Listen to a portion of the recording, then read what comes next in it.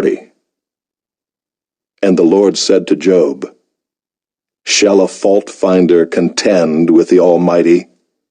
He who argues with God, let him answer it. Then Job answered the Lord and said, Behold, I am of small account. What shall I answer you?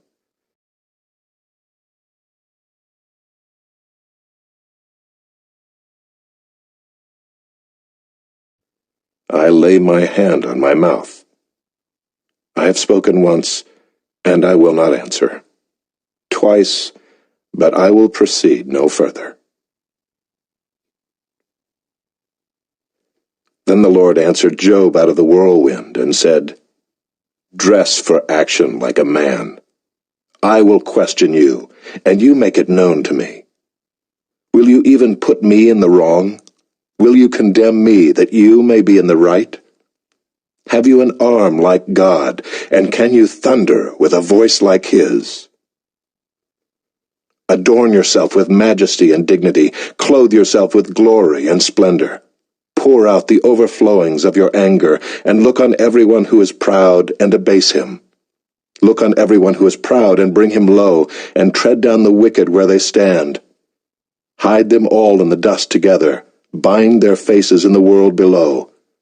Then will I also acknowledge to you that your own right hand can save you. Behold, Behemoth, which I made as I made you, he eats grass like an ox. Behold his strength in his loins, and his power in the muscles of his belly.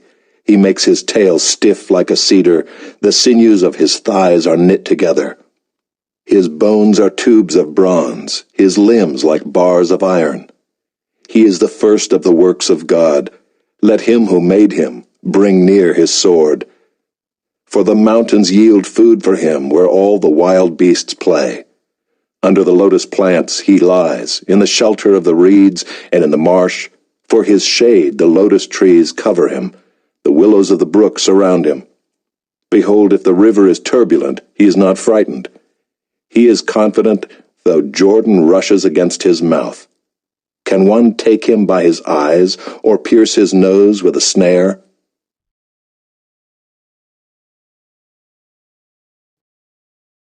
Chapter 41. Can you draw out Leviathan with a fishhook, or press down his tongue with a cord? Can you put a rope in his nose, or pierce his jaw with a hook?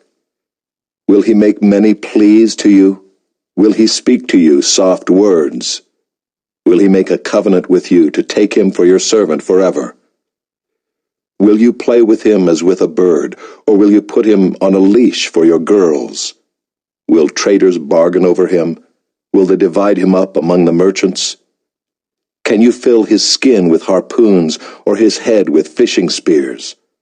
Lay your hands on him, remember the battle, you will not do it again. Behold, the hope of a man is false, he is laid low even at the sight of him. No one is so fierce that he dares to stir him up. Who then is he who can stand before me? Who has first given to me that I should repay him? Whatever is under the whole heaven is mine. I will not keep silence concerning his limbs, or his mighty strength, or his goodly frame.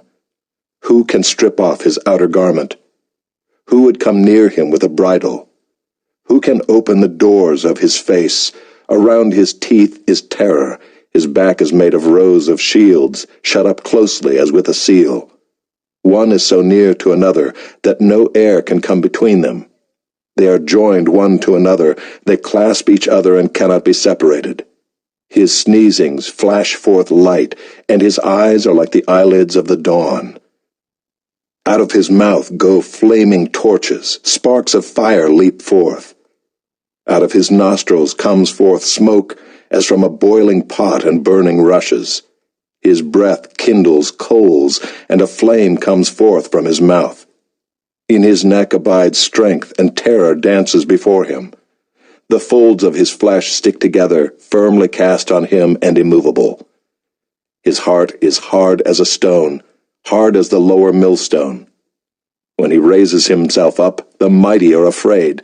At the crashing they are beside themselves. Though the sword reaches him, it does not avail, nor the spear, the dart, or the javelin.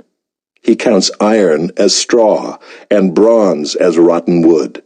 The arrow cannot make him flee. For him sling stones are turned to stubble. Clubs are counted as stubble. He laughs at the rattle of javelins. His underparts are like sharp potsherds. He spreads himself like a threshing sledge on the mire. He makes the deep boil like a pot. He makes the sea like a pot of ointment. Behind him he leaves a shining wake. One would think the deep to be white-haired. On earth there is not his like, a creature without fear.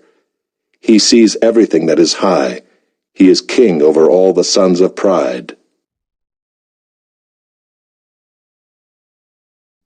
Chapter 42.